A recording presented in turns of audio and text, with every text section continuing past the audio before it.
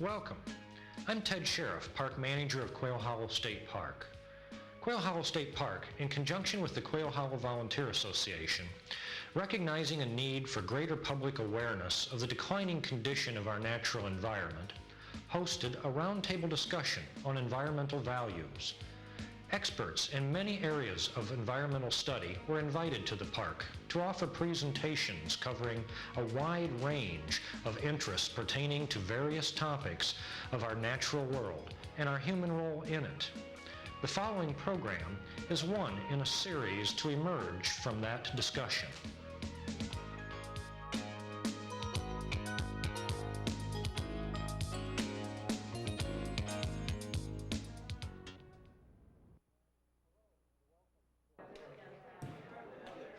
Hello and welcome to our roundtable discussion of environmental values. Welcome to Quail Hollow State Park.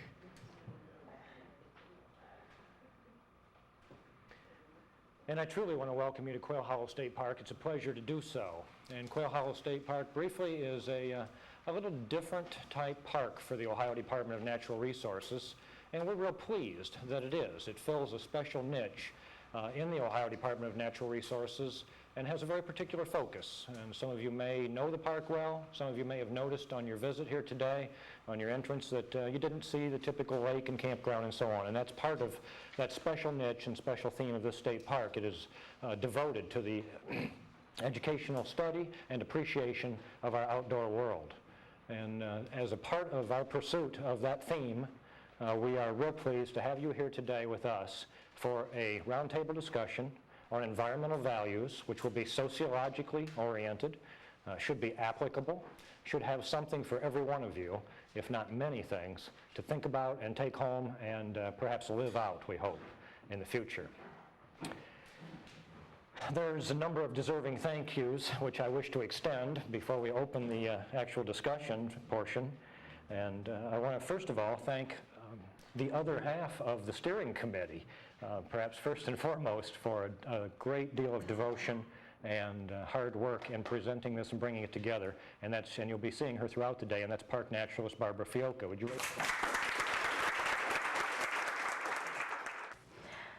Our next panelist is Dr. Herb Broda, Assistant Superintendent for Curriculum at Wayne County Schools in Wooster, Ohio. Adjunct professor at Ashland College from 1979 to present. At Kent State University, he is an Environmental Education Workshop Series faculty member since 1985. At the University of Akron, Dr. Broda is on the Middle School Program Advisory Board and has been a Conservation Summit faculty member of the National Wildlife Federation from 1984 to present. Long titles. We welcome Dr. Broda. Thank you. Ruth, you're a tough act to follow. You really are. Very tough. You said some very, very meaningful things that hopefully I can accent also in my part. My goal really is to answer 4 questions. And in the short time that I have with you this afternoon, I hope to talk about from a school-based point of view in terms of grades K through 12. And I want to emphasize I'm talking here in terms of grades K through 12. I want to look at outdoor education from the standpoint of, first of all, what is it? Secondly, where has it been? Thirdly, where is it going? And fourthly, why do we even do it? Now that's kind of a tall order in a short time, so excuse me if I go fast, but I'm going to jump in. Also, let me forewarn you, that I feel very strongly that a group needs to be involved. Outdoor ed is hands-on doing, right? So you're not going to sit back there. So be ready to be engaged, get ready to click into gear.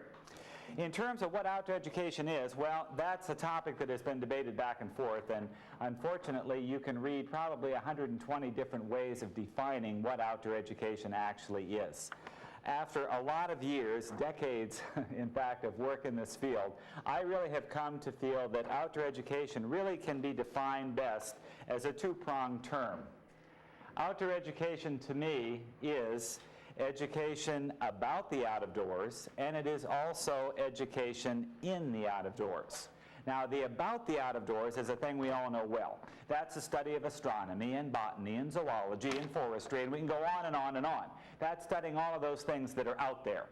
Then that's a very salient, important part of what outdoor education actually is. There's a second prong, though, that I feel is very important, and I've given an awful lot of my life to trying to nurture that concept in the minds of teachers. And that is, I feel very strongly that outdoor education also is education in the out of doors. What that means, my friends, is education using the out of doors as a grand AV tool, using the out of doors as a vehicle for instruction. Now that's different from teaching about birds and trees and plants. I'm talking here about using the out of doors itself as a teaching tool. And I hope as we talk more that will become quite clear. There are a few things you have to keep in mind. Outdoor education experiences can be any length and they can take place at any grade level. At times we have folks who think that school camping is outdoor education, period. No, that's not true. You can do some very meaningful outdoor education experiences and they only last a half an hour and may be done no more than 100 yards outside of the back door of the school. These things can take place really at any time and basically in any place at any grade level. They also, you can use the out of doors as an instructional tool in virtually any content area, and I think that's an important thing to keep in mind. You can use the out of doors as a powerful vehicle to teach mathematics, language arts, social studies, not just science. It applies to all content areas, or at least most all. And I think that, again, makes it a very useful tool to use in the schools. Okay, let's turn to that question, where has it been? And I think it's kind of fascinating to look at how this field has grown. Just as your field, Ruth, naturalist work has evolved and changed dramatically over the years. Outdoor education in schools has changed dramatically also, and it's fascinating to see where it has come from. As kind of a benchmark, I think it's very helpful to think in terms of the first Earth Day. Who knows when the first Earth Day was? Let's see those hands shoot up. All right, when was the first Earth Day? Yes. Right, 1970. And although change does not occur instantly on a given date, I think that first Earth Day is a very relevant benchmark to use, really, as we look at all of this.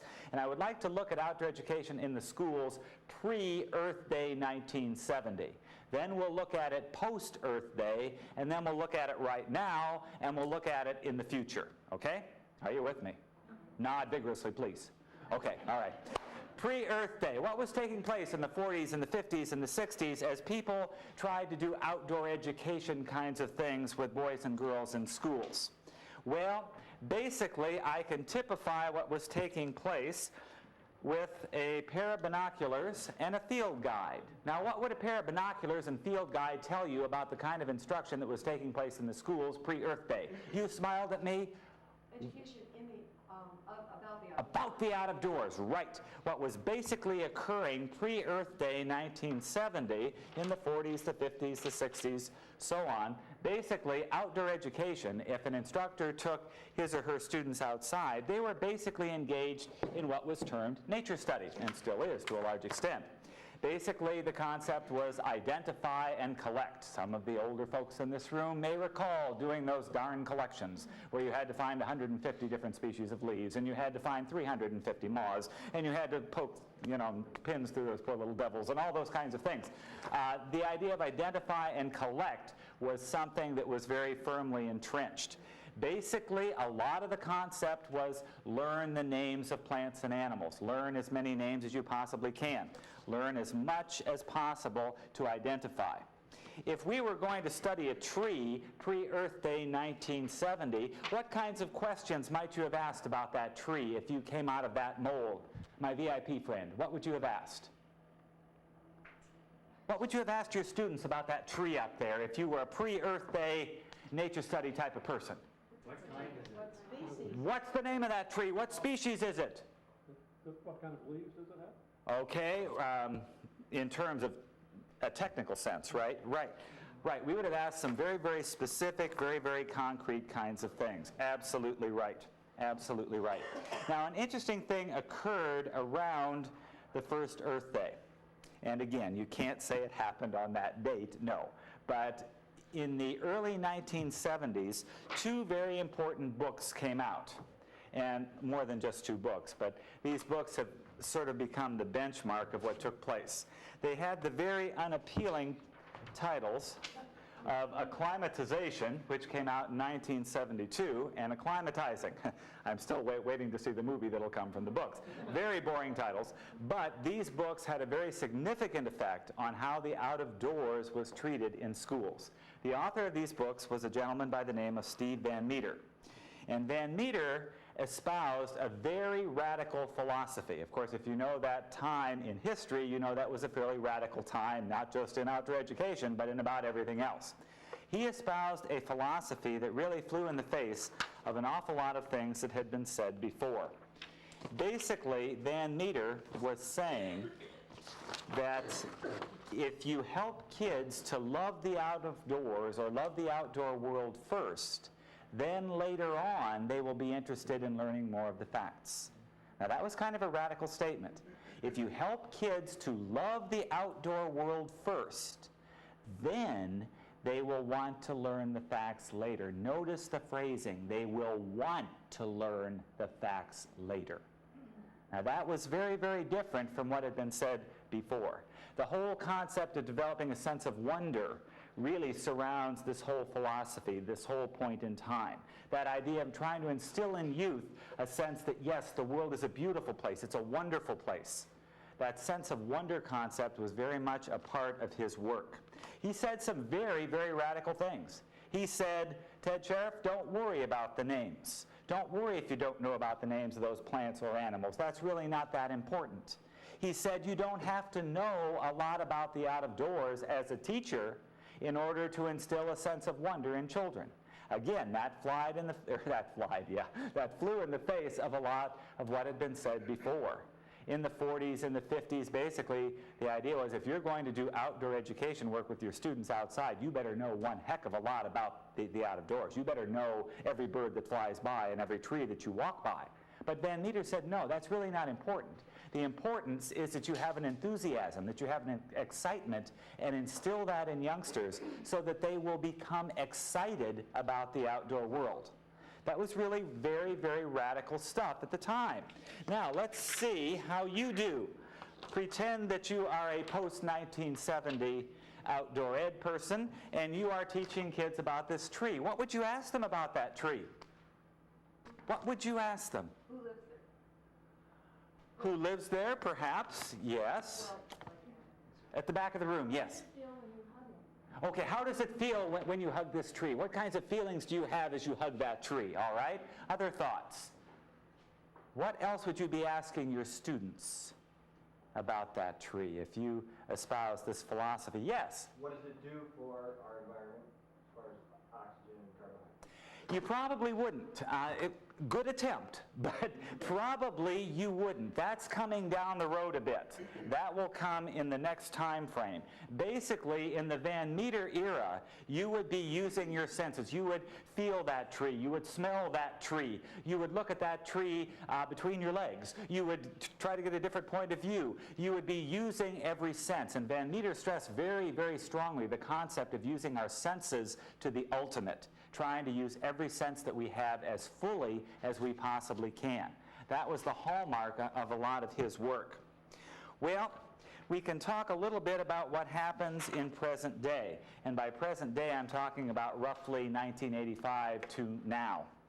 Basically, at this point in time, things have shifted a bit, and that would be kind of epitomized by this. Ruth, what is this?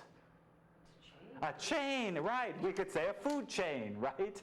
All right. I think that's made with dandelion. A dandelion chain, okay. A chain. Well, basically, from about 1985 on, and again, you can't attach specific dates to these kinds of things, but there has been a shift that has really incorporated the other two quite well. And that is the concept of dealing with the out of doors or dealing with outdoor ed from more of an ecological point of view. Now, ecology, of course, we all know is not new. The ancient Greeks spoke of it a great deal also. It's certainly not new, and ecology certainly is a science. But the interesting thing is that ecology is not only a science, it's also a point of view, isn't it? It's a way of looking at the world. It's a way of acknowledging the fact that there is an interdependence of plants and animals, an interaction of biotic and abiotic factors. It's understanding that interrelationship. And an awful lot of what has occurred recently has been an emphasis in outdoor ed upon looking at those interrelationships. Let's go back to our friend, this tree again. 1985 on, what kinds of things would you probably have asked about this tree? My friend in the back row, say it again. Okay, about what the tree will do for our environment. All right, okay. Looking at the interrelationship of that tree. Anything else that we might ask about this tree? Bruce, what would we ask? Well, who lives there? Okay, who lives in that tree? I'm answering wrong, so I don't. But this is the time, all right, say it now. Who lives in that tree? Right, exactly. What kinds of things coexist together in that tree? What kinds of interactions take place in terms of, for example, what effect does the slope of the land have upon that tree? What effect does rain have upon that tree? What effect is the pH of the rain that falls? All of those kinds of things play a part. Looking at the idea of the interrelationship, not just naming it, not just smelling it, but instead looking at what the interrelationship of all of those things are. And I think to an extent the ecological format really kind of combines the earlier nature study approach with the awareness approach in a fairly nice way. Okay, let's talk a little bit about the future. What's going to be happening in the future here? And of course that's fun to do because it's anybody's guess what might take place. I see a few trends occurring, though, and I think those trends are kind of epitomized by this. I have a styrofoam cup and I have a paper cup. What does that have to do with anything? What kinds of concepts pop to mind? Yes? Awareness of how what we do affects the environment. Exactly, exactly. And I think there's a very strong emphasis in that direction. And in fact, as I look at the future, I see coming down the road a number of different kinds of things. Identifying options, I think, is something that is clearly being emphasized and stressed much more strongly than it ever has been. The concept of making choices. The acknowledgement of the fact that the choices that we make in terms of the world, the outdoor world, have a profound effect, and looking at those choices and understanding them. Thinking creatively. Integrating the curriculum is one that's very important also. Not just seeing science as science alone, but seeing the relationship of science to mathematics, science to language arts, science to history. All of those kinds of connections are being emphasized much, much more. And I think down the road, we will see that happening much, much more also. Let's put our tree back up here again. Pretend that you're working in a school in the year 2021. What kinds of things are you going to ask about that tree? All right, have you ever seen one of these? Right, know what this is? Right, yeah, Grandpa told me about that years and years ago. Right, what other things might you ask about that tree? What kinds of things? Kathy, what would you ask about that tree if you were teaching? That's a danger of name tags, isn't it? What would you ask about that tree in the year 2021? In that time period, if you're talking about the interrelationships in the curriculum, you'd probably ask them to write something about it, to Excellent. take something that they have seen or experienced or learned about the tree, and then invent a story or come up with something else about it. Excellent, excellent point. And I think that is very, very true. And I think we're going to see more and more of that occurring. Well, why do all of this? Why bother with this outdoor ed kinds of stuff? Well, frankly, I think all of the people in this room are very well aware of why we do that and have a pretty good sense of why it is important. But let's just quickly run down through what some of the benefits of doing outdoor education are. Number one, and these are not in any specific order as such, but it does provide concrete experiences to clarify abstract concepts. In schools, we teach an awful lot of very abstract kinds of things. Take the concept of camouflage as an example. We can explain that and lecture about that, but boy, you go outside and you're going to learn that very, very quickly. Again, an example of using the out of doors as an instructional tool, as an AV tool, if you will. I can still recall I had the hardest time understanding the concept of what an acre was. Well, as a child, we lived on a farm, and in back of our farm, there was a field that we called the 2-acre field. And it finally dawned on me at age 12 that if I looked in my mind's eye at that field and thought of half of it, that was the size of an acre. Again, in kind of a crude way, it was taking an abstract concept and using the out of doors to try to clarify that. And I think we do a lot of that. The out of doors encourages enthusiasm for learning. Just take a group of kids outside, they're excited. That enthusiasm is just naturally there. The out of doors can add, beyond a doubt, a lot of variety to teaching and learning. A lot of teaching becomes rote. A lot of teaching becomes the same thing done over and over again. Boy, it's nice sometimes to go outside and just get that change of pace and place. We need that change of pace and place in schools. And the out of doors can assist us greatly with that. As I've said before, the out of doors promotes the use of every sense. When you walk outside, it literally pulls every sense that you have. You can't avoid that. And I think that is one of the real strengths of outdoor instruction also. It gives you a chance to exercise that sense. So many kids basically today are using one sense, and what sense? Well, two senses. That is the sense of sight to watch the tube and the sense of hearing to hear what comes out of the tube. No offense to the camera, but it's true. I think an awful lot of times kids have not had the opportunity to go outside and really exercise the senses that they have, use them to their fullest, and really learn as much as they can about the outdoor world. Item 5 is an interesting one. Outdoor education provides motivation for the reluctant learner. I have seen over and over again youngsters who simply do not do well in a standard classroom. They don't like school, they don't function well. If you take those youngsters outside, many of them will respond beautifully. It's the fact that they're not encased in those same four walls. They're not in that place where they have not achieved success. They're in a new venue, if you will, and oftentimes, like magic, will do an incredible job. Now, you can't automatically take all kids outside, dip them in the out of doors and say they're cured. No, but it certainly has done some marvelous, wonderful things. Oftentimes, the out of doors is just the vehicle that that reluctant child needs to click into gear. And I think, as Ruth said so eloquently, I think very, very importantly, the out of doors, exposure to the out of doors, helps students to develop feelings of concern and stewardship. And I think if there ever is anything we needed, it's to develop in young and old alike that sense of stewardship and concern for our world, that sense that we all have a part to play in that world. I want to add at the end that I really feel, in terms of changes in schooling and education, in 25 years of watching the school scene, I don't think I have ever seen a time that is more ripe for outdoor ed instruction than now. For many years, outdoor education was a bit suspect.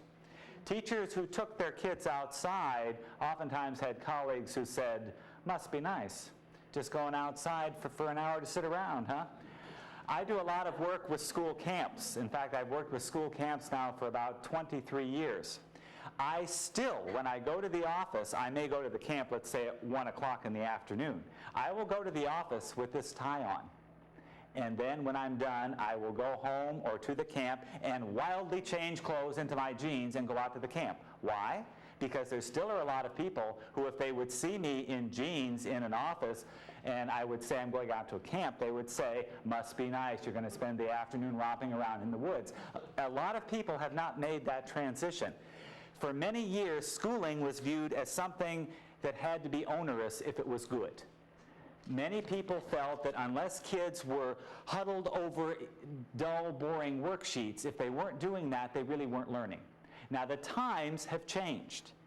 And within the last 3 to 5 years, I've noticed a very dramatic change in terms of people acknowledging that there are a lot of authentic experiences that can take place that do not involve kids hovered over worksheets. There are a lot of the kinds of things that we've been doing in outdoor education for years that are now becoming in vogue in the mainstream, if you will. For example, that whole idea of integration of curriculum. That is being touted as a broad new idea these days in schooling. We've done it for decades in outdoor education, haven't we? For decades we've been showing people how we can integrate language arts and nature. That whole idea of hands-on science. We have a state model curriculum that's being developed around the concept of a bold new idea called hands-on science. In outdoor education, we've been doing hands-on science for decades. For decades. the whole idea of authentic experiences, cooperative learning, all of those kinds of things that are being touted as, quote, new things in schools are things that we've been doing in outdoor education for years. And I think as outdoor educators, there's a tremendous need to get on the bandwagon here and show now that the time is ripe that, hey, we've got things to offer. And I think as much as possible, we need to do that as quickly as we can, because as we all know in this field, education, the pendulum goes back the other way. And what's in 1 year, 10 years from now may be out. And we want to make sure that we get things established and in place as quickly as we possibly can. You've been a wonderful audience. Thank you so much. That was a lot in a short time, but I hope I've at least helped you a bit. Thank you.